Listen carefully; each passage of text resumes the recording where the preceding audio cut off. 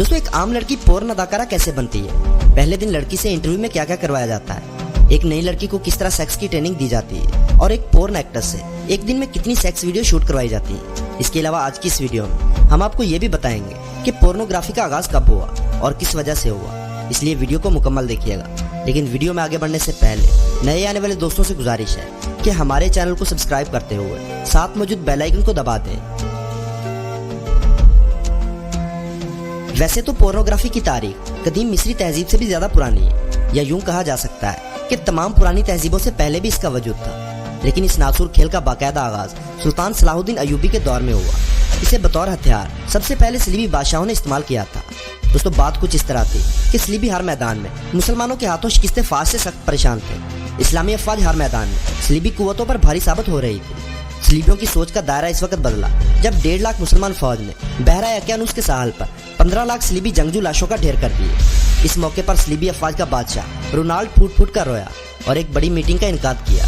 इस मीटिंग में मुस्लिम और सलीबी अफवाज का मुआवजा किया गया। मालूम हुआ कि मुसलमान रात भर सजदों में रोते हैं और दिन भर मैदान जंग की ललकार होते हैं, और यही ईमान उन्हें दुनिया के हर खौफ और लज्जत पस्ती से बहुत दूर रखता है और एक बेहतरीन जंगजू बनाता है। जबकि सलीबी अफवाज रात भर शराब और जना की महफिलों में मशगूल रहते हैं और इन्हीं रंगरलियों की वजह से दूसरे जहान का खौफ उन्हें शिकस्त फाज से दोचार करता है। इसके अलावा मैदान जंग में मुसलमान जंगजुओं की आंखों से जो वहशत टपकती है वो सलीबी कुव्वतों पर खौफ तारी कर देती है। इसके साथ नारे तकबीर की फलकशगा अफज़ाएं सलीबियों के लिए एक मसला था। सलीबियों की इस मीटिंग में हरमन नामी एक अफसर भी मौजूद था। ये वो शख्स है जिसने सलीबी तारीख में मुसलमानों को सबसे ज्यादा नुकसान पहुंचाया। ये निहायत शातिर और ज़हीन शख्स था। इसने मुसलमान और सलीबी नौजवानों की नफ्सियात पर बात करते हुए वाज़ा किया कि मेरी 60 साल जिंदगी का तजुर्बा है कि एक अयाशी पसंद वजूद कभी भी जिंदगी के मैदान में बेहतरीन सिपाही नहीं बन सकता, खुसूसन वो लोग जो जिनसी लज्जत के मामलात में ज्यादा दिलचस्पी रखते हैं। इनकी जिस्मानी और रूहानी ताकतें खत्म होकर रह जाती हैं। लेकिन अगर मैं मुस्लिम अफवाज की बात करूँ तो मुसलमान फौज में ऐसे नौजवान हैं जो जिनसी लज्जत से बिल्कुल नाआशना है, और इनमें से जो शादीशुदा हैं वो भी एक हद तक अज़दवाजी जिंदगी निभाते हैं।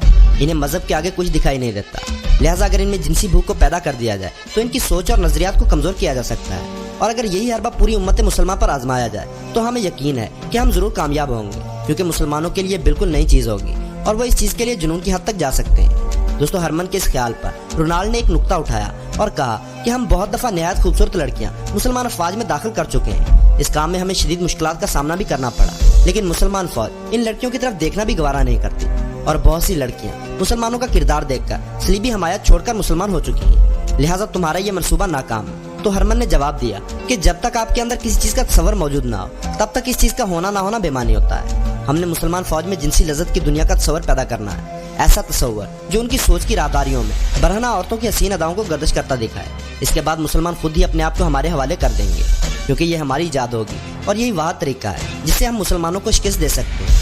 दोस्तों इस मंसूबे के 1 साल बाद सुल्तान सलाहुद्दीन अय्यूबी को इत्तला मिली कि फौज के कुछ नौजवान रात को बाहर चले जाते हैं और नौजवानों को अक्सर जिनसी गुफ्तगू करते भी सुना गया है। सुल्तान सलाहुद्दीन अय्यूबी ने इस चीज को इतनी संजीदगी से लिया कि खुद भेस बदलकर ऐसे नौजवानों का पीछा किया। दोस्तों एक बात वाज़ह कर दें कि सुल्तान सलाहुद्दीन अय्यूबी अपना भेस और आवाज बदलने के माहिर थे। तारीख में बहुत बार इनका भेस बदलकर दुश्मनों के साथ मुलाकात की रिवायतें भी मौजूद हैं।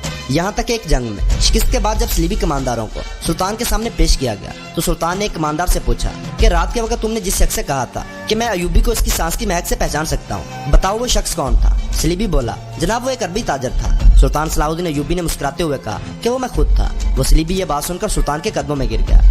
दोस्तों मुसलमान फौज की कुछ शर्मनाक हरकतों पर सुल्तान सलाहुद्दीन अय्यूबी खुद उनके पीछे गए तो मालूम हुआ कि फौजी क़यामगाह से कुछ फासले पर एक काफिला रुका हुआ है जो खुद को मुसलमान ज़ाहिर करते हैं, लेकिन इनके पास औरतों की ख्वाहिश और नाजेबा तस्वीर है। जब सुल्तान सलाहुद्दीन अय्यूबी ने वो तस्वीर देखी तो दंग रह गया, क्योंकि इन तस्वीर में ऐसी मंजरकशी की गई थी कि कोई भी नौजवान इनको देखकर जिनसी लज्जत के लिए जुनून की हद तक जा सकता था। सुल्तान सलाहुद्दीन अय्यूबी को दीगर इलाकों से इत्तलात मिली कि शहर में फाहिश तस्वीरों के कुबाखाने खुल गए हैं, जहाँ जिनसी इश्तियाल अंगेज तस्वीरें दिखाई जाती हैं और नौजवानों को जिनसी कामों के मुतालिक बताया जाता है। और हैरानकुन तौर पर मुसलमान बड़ी तेजी से इस तरफ माइल हो रहे हैं। दोस्तों सुल्तान सलाहुद्दीन अय्यूबी ने फौरी तौर पर अपनी जंगी पेशकदमी रोक दी और पोर्नोग्राफी के इस नासूर के खिलाफ महाज खोल दिया, और एक तारीखी तकरीर में कहा कि हर कौम की ताकत इसका अच्छा या बुरा किरदार होती है। दुश्मन हमारी असल ताकत का अंदाजा लगा चुका है, लिहाजा अब वो हमारे सामने आने की जुर्रत कभी नहीं कर सकता। लेकिन अब हमारा दुश्मन हमारे किरदारों पर हमलावर हुआ है, क्योंकि जरूरी नहीं है कि जंग मैदान में हो, जंग सोच और रवैयों की भी होती है। जो कौम अपने किरदार और रवैये पर गालिब आ जाती है, फतहयाब हो जाती है। दोस्तों सलीबी कमांडर हरमन एक ज़हीन और शातिर इंसान था। اگر آپ صلیبی تاریخ کا مطالعہ کریں تو آپ کو یہ شخص صلیبی تاریخ میں اپنے شاطر دماغ کی وجہ سے چھایا ہوا ملے گا، کیونکہ صلیبی اپنی ہمت ہار چکے تھے، لیکن اس شخص کے منصوبوں نے ان میں جان ڈال دی تھی۔ لہٰذا مسلمانوں کے ایمان کو کمزور کرنے کے لیے صلیبیوں نے دنیا بھر سے مصور اور منظر نگاروں کو منہ مانگی رقم پر خرید کر ان سے ایسی فاش منظر کشی کروائی گئی کہ اس سے نظر ہٹانا مشکل ہو جاتا تھا، اور ان فاش پینٹنگز کو مسلمانوں تک پہنچا دیا گیا، اور صلیبیوں کا تیار کردہ زہر مسلمانوں میں اپنا زہر پلاتا رہا۔ دوستو، صلیبی بادشاہ نے جب اس منصوبے کو کامیاب ہوتے دیکھا تو اپنی کتابوں میں اس کا ذکر بڑی شان و شوکت کے ساتھ درج کیا۔ سلطان صلاح الدین ایوبی اس ناسور کو ختم کرنے کی ہر کوشش کرتے رہے اور بیت المقدس کی فتح کے بعد اس دنیا سے چل بسے۔ صلیبی بھی اپنا دم خم کھو چکے تھے، لیکن ان کا تیار کردہ زہر مسلمان نوجوانوں کے دل میں گھر کر چکا تھا، اور یوں صدیاں بیت گئیں، کئی ثقافتیں آئیں اور مٹ گئیں۔ آخر 18ویں صدی کا سورج طلوع ہوا۔ یہ وہ صدی تھی جب سائنس کے علم میں انقلاب کی فضا پیدا ہوئی، نت نئی ایجادات اور لوگوں کے لیے آسانیاں پیدا ہو رہی تھی۔ 18ویں صدی کے شروع میں ایک بار پھر پورنوگرافی پر کام شروع ہوا۔ اس بار پینٹنگز کے لیے لکڑی کا استعمال کیا گیا۔ لکڑی سے جنسی عضو تراشے گئے اور درختوں کو بھی کاٹ چھانٹ کر جنسی عضو کی طرح بنایا گیا۔ اس شرمناک آرٹ کو دیکھنے کے لیے لوگ جوک در جوک آ رہے تھے، اور ان چیزوں کو دیکھ کر لوگوں میں جنسی آزاد خیالی پیدا ہوئی۔ 1839 میں کیمرے کی ایجاد نے جہاں سائنس کی دنیا میں بہت بڑا چمتکار کیا، وہیں یہ پورنوگرافی کا ایک اہم ہتھیار بن گیا۔ 1855 میں پہلی بار کیمرہ پورنوگرافی کے لیے استعمال کیا گیا، لیکن کیمرے سے لی گئی پورنوگرافی میں مسئلہ یہ تھا کہ کیمرہ تصویر کی صرف ایک ہی کاپی بناتا تھا، اور اسے ایک تصویر کو زیادہ لوگوں تک پہنچایا نہیں جا سکتا تھا، جو کہ پورنوگرافی کی تشہیر کے لیے بہت بڑا مسئلہ بنا ہوا تھا۔ لیکن یہ مسئلہ اس وقت مسئلہ نہ رہا جب 1863 میں پرنٹر ایجاد ہوا۔ اس ایجاد کے ساتھ ہی فاحش تصاویر اور فاحش میگزین لوگوں کے ہاتھوں میں آ چکے تھے۔ 1871 میں جنسی تصاویر بلیک اینڈ وائٹ رزلٹ میں مارکیٹ میں آ چکی تھی۔ ان مارکیٹس میں فرانس کی مارکیٹ سب سے آگے رہی تھی۔ 1876 میں ویڈیو کیمرہ ٹیکنالوجی منظر عام پر آئی۔ اس ٹیکنالوجی میں ویڈیو کیمرہ ایک منٹ میں 120 تصاویر بناتا تھا۔ پھر ان تصاویر کو ایک چرخہ نما مشین پر ایک بنڈل کی صورت میں ڈالا جاتا اور اس چرخے کو ہاتھ سے گھمایا جاتا تھا۔ اسے تصویر اس تیزی سے گھومتی تھی کہ جیسے ویڈیو پلے ہو رہی ہے۔ اس طریقے کو آگے چل کر ٹی وی ٹیکنالوجی میں استعمال کیا گیا۔ آج جو جدید کیمرے سے بنائی گئی HD ویڈیوز دیکھی جاتی ہیں، دراصل ہزاروں تصویروں کا مجموعہ ہوتی ہیں جو اس تیزی سے پلے ہو رہی ہوتی ہیں کہ ہمیں تصویر حرکت کرتی نظر آتی ہے۔ ویڈیو ٹیکنالوجی کے وجود میں آتے ہی یورپ میں فلم سازی شروع ہوئی اور ساتھ ہی پورن انڈسٹری کا باقاعدہ آغاز ہوا۔ پہلی فاش فلم 1895 میں ریلیز ہوئی اور اسے لومیر برادر انڈسٹری نے عوامی نمائش کے لیے فرانس میں پیش کیا۔ یہ دنیا کی پہلی پورن مووی تھی۔ اس میں عورت کو برہنہ انداز میں دکھایا گیا تھا۔ یہ فلم نہایت منافع بخش ریکارڈ کے ساتھ مقبول ہوئی اور پورن انڈسٹری کو یورپ میں مقبولیت ملتی گئی۔ اب لوگوں میں جنسی خواہش ضرورت سے بڑھ کر جنون میں بدل گئی تھی، اور یوں لوگ گلی کوچوں میں عورتوں کے ساتھ بلا جھجک چھیڑخانی اور بیہودہ کام کرنے لگے، اور یہ سب یورپی ثقافت کا حصہ بن گیا۔ دوستو، 19ویں صدی کے آغاز میں ویڈیو کیمرہ ٹیکنالوجی میں مزید بہتری آئی۔ فاسٹ ویڈیو پہلے سے زیادہ صاف اور معیاری ریکارڈ ہونے لگی۔ 1920 تک یورپی تہذیب پورنوگرافی کے زہر میں مکمل طور پر ڈوب چکی تھی۔ دنیا بھر کے سالے سمندر فحاشی کے اڈے بن گئے۔ میاں بیوی ایک دوسرے کے حقوق سے بھاگنے لگے اور کسی بھی روک ٹوک کے بغیر جانوروں کی طرح ہر جگہ اپنی جنسی ہوس پوری کرنے لگے۔ 1970 میں جنسی مواد کا زہر برصغیر میں داخل کرنے کی کوشش کی گئی، جس کے لیے پاکستان اور بھارت میں پورن سینما کی اجازت چاہی۔ اس کے جواب میں نہ صرف انکار کیا گیا بلکہ پورنوگرافی کو ایک جرم قرار دے دیا گیا۔ دوسری طرف یورپ میں جنسی مواد پر مشتمل ویڈیوز کی ڈیمانڈ کم ہونا شروع ہو گئی تھی، کیونکہ ان کا معاشرہ اتنا آزاد ہو چکا تھا کہ وہاں اب ایسی ویڈیوز کو دیکھنے کی ضرورت دن بدن کم ہونے لگی۔ اس صورتحال سے پریشان ہو کر فاش انڈسٹری نے نئے انداز پر کام کرنے کے بارے میں سوچا، اور پھر فاش فلموں کو کیٹاگریز میں تقسیم کر دیا گیا۔ دوستوں، ہر قسم کے مواد کا اپنا الگ انداز ہوا کرتا تھا۔ اگر آج ہم کسی پورن ویب سائٹ کا وزٹ کریں تو ہمارے سامنے A to Z list open ہو جاتی ہے، جس میں سیکس کی مختلف کیٹاگریز نظر آتی ہیں۔ جب کیٹاگری پروجیکٹ یورپ کی عوام کے سامنے لایا گیا تو دیکھنے والوں کا ہجوم لگ گیا، کیونکہ جس کو جو دیکھنا ہوتا تھا وہ اسے الگ سے ملنے لگا۔ یوں ہر شخص کی جنسی خواہشات کے مطابق اسے پورن کا نشہ ملنے لگا۔ 1980 میں VCR ٹیکنالوجی برصغیر میں عام ہو چکی تھی۔ اگرچہ اس دور میں کمپیوٹر بھی عام ہو چکے تھے، لیکن زیادہ تر لوگ اس ٹیکنالوجی سے ناآشنا تھے اور لوگ VCR کی طرف متوجہ ہو رہے تھے۔ یورپی کمپنیز نے جب برصغیر کے لوگوں کو VCR کی طرف رجحان دیکھا تو پاکستان، بھارت اور دیگر ممالک میں پورن موویز بھیجی جانے لگی جو بلیک میں بکنے لگی۔ پورنوگرافی پہلے صرف جنسی کاروبار کے طور پر استعمال ہوتی تھی، لیکن بعد میں پورن انڈسٹری نے ایک ایسا جنسی طریقہ بھی متعارف کروایا جو براہ راست کینسر اور ایڈز جیسی تباہ کن بیماریوں کا موجب بنتا ہے۔ اس طریقے کو آل سیکس کہتے ہیں۔ میڈیکل سائنس کی رپورٹ کے مطابق ایک زہریلا مادہ منی کے ساتھ خارج ہوتا ہے، جو کہ منہ کے ذریعے اگر معدے میں چلا جائے یا دانتوں میں اس کی کوئی باقیات رہ جائیں تو منہ کے کینسر اور ایڈز جیسی خطرناک بیماریوں کو جنم دیتا ہے، اور یہ وہ بیماریاں ہیں جن کا علاج بہت مہنگا اور بہت ہی کم ملتا ہے۔ ان بیماریوں سے متاثرہ مریض سسک کر موت کا شکار ہوتے ہیں۔ لہٰذا آل سیکس کے شوقین اپنا شوق پورا کرنے سے پہلے اس انجام کے بارے میں ضرور سوچ لیں۔ پورن ایکٹرز کو پورن شوٹنگ کے بعد مخصوص سپرے اور میڈیسن دی جاتی ہے جو منہ میں موجود غلاظت کے سارے جراثیم ختم کر دیتے ہیں۔ دوستو، 20ویں صدی کے آغاز میں ایشیا میں اب بھی دھندلی اور بلیک اینڈ وائٹ ٹیکنالوجی کا دور ختم نہیں ہوا تھا، جبکہ یورپ میں ہائی کوالٹی ٹیکنالوجی مقبول ہو چکی تھی۔ دوستو، اس میں کوئی شک نہیں ہے کہ ہماری ایشیائی دنیا مغربی دنیا سے 100 سال پیچھے چل رہی ہے۔ इंटरनेट जो कि पाकिस्तान में 1952 में लॉन्च हुआ, इसकी इब्तदाई स्पीड 128 KB थी और 1995 में PTCL ने इंटरनेट ऑल पाकिस्तान के लिए खरीद लिया और पाकिस्तानी अवाम में इंटरनेट की मकबूलियत बढ़ती गई और साथ ही पोर्नोग्राफी का जहर सरहदें फैलाता हुआ हर खास आम तक पहुंचने लगा।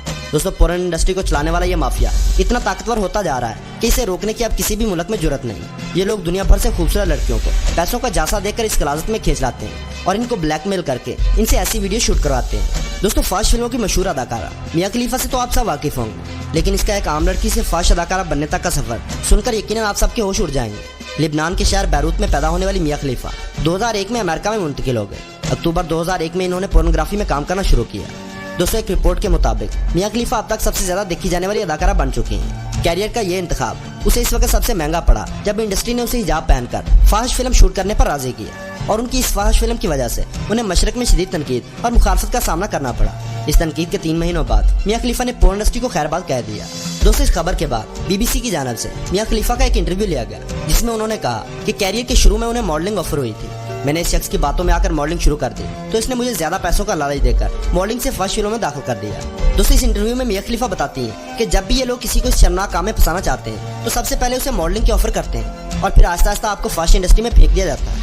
मिया खलीफा बताती हैं कि जब इन्होंने मुझसे कॉन्टैक्ट किया तो मुझे $12,000 दिया गया, जो इस वक्त मेरे लिए बहुत ज्यादा थे, लेकिन मुझे इस बात का बिल्कुल अंदाजा नहीं था कि इन डॉलर्स के बदले मुझे क्या कुछ करना पड़ेगा। लेकिन आहिस्ता आहिस्ता मुझे अंदाजा होने लगा कि मैं बुरी तरह फंसती चली जा रही हूँ, लेकिन मुझे मालूम नहीं था कि मेरी वीडियोस को लोग इतना पसंद करेंगे कि मैं दिनों में मशहूर हो जाऊंगी। फाहिश इंडस्ट्री मेरी वीडियो से लाखों डॉलर कमा रही थी। वो बताती हैं कि एक वीडियो बनाने के लिए कई हफ्ते लग जाते हैं। दोस्तों, इंटरनेट ने ऑनलाइन मार्केटिंग प्रोसेस खोलकर पोर्नोग्राफी को बतौर प्रोडक्ट पेश किया और आवाम में इतना मकबूल हुआ कि सब रिकॉर्ड टूट गए, जिसकी सबसे बड़ी वजह फास्ट इंडस्ट्री को सबसे ज्यादा ट्रैफिक एशिया बिलखुसूस पाकिस्तान और भारत से मिलती है। गूगल रिपोर्ट के मुताबिक फास्ट मवाद देखने वाले कंट्रीज की लिस्ट में पाकिस्तान दुनिया में 6वें और इंडिया दूसरे नंबर पर आता है, जिससे पोर्न इंडस्ट्री करोड़ों डॉलर्स का मुनाफा कमाती है। क्योंकि पोर्न फिल्मों में काम करने वाली अदाकाराएं निहायत खूबसूरत होती हैं और उनकी फास्ट वीडियोस का रिजल्ट भी काफी दिलकश होता है और इनकी जिनसी ताकत भी बहुत ज्यादा होती है, जबकि देखने वाला इंसान जब वैसा करने की कोशिश करता है तो वो नाकाम हो जाता है। दोस्तों, कहा जाता है कि हर चीज की एक इंतहा होती है, लिहाजा 2 सदियों से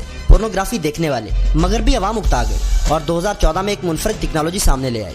इस टेक्नोलॉजी को सिलिकॉन गर्ल कहा जाता है। इस टेक्नोलॉजी में सिलिकॉन धात से लड़की का वजूद तराशा जाता है और फिर इसे इस कदर हकीकी बना दिया जाता है कि असल जिस्म और इस सिलिकॉन गर्ल में सिर्फ सांस का फर्क रह जाता है। इसकी खूबसूरती, जिस्म की नरमी और बनावट का अंदाज ऐसा बनाया गया है कि आपकी आंखें धोखा खा सकती हैं। इन सिलिकॉन गर्ल्स को जिनसी ख्वाहिशात के लिए इस्तेमाल किया जाता है। इनके मखसूस अज़ा में ऐसे केमिकल इस्तेमाल किए जाते हैं जिससे जिनसी सुकून कई गुना बढ़ जाता है और इसी तरह औरतों के लिए सिलिकॉन बॉयज बनाए गए हैं। इन टॉयज को इस तरह बनाया गया है कि इनको कोई भी जाविया दिया जा सकता है, लेकिन इन टॉयज की वजह से मर्द और औरत के दरमियान जिनसी ताल्लुक और कशिश बहुत हद तक कमजोर हो चुकी है और शरह पैदाइश में वाज़ह कमी वाक़या हुई है। आज अगरचे हम मुसलमान भी इस फितने के शिकार हैं, लेकिन अपने मजहब और सकाफत को लेकर साथ चल रहे हैं, जबकि मगरबी मुआशरा इस कदर टूट चुका है कि मसनूई तरीके से बच्चे पैदा करने पर मजबूर है। इंसान को रियल लाइफ से हटाकर हर चीज मसनूई देने की कोशिश की जा रही है। तो दोस्तों, ये थे पोर्नोग्राफी के मुतालिक वो तमाम हकायक जो आप इससे पहले नहीं जानते होंगे। उम्मीद करूंगा आपको ये वीडियो पसंद आई होगी। वीडियो के मुतालिक अपनी कीमती राय कमेंट बॉक्स में जरूर दीजिएगा। वीडियो को लाइक और अपने दोस्तों के साथ शेयर करना ना भूलें और ऐसी ही इंटरेस्टिंग वीडियोस देखने के लिए हमारे चैनल को सब्सक्राइब करते हुए साथ मौजूद बेल आइकन को दबा दें।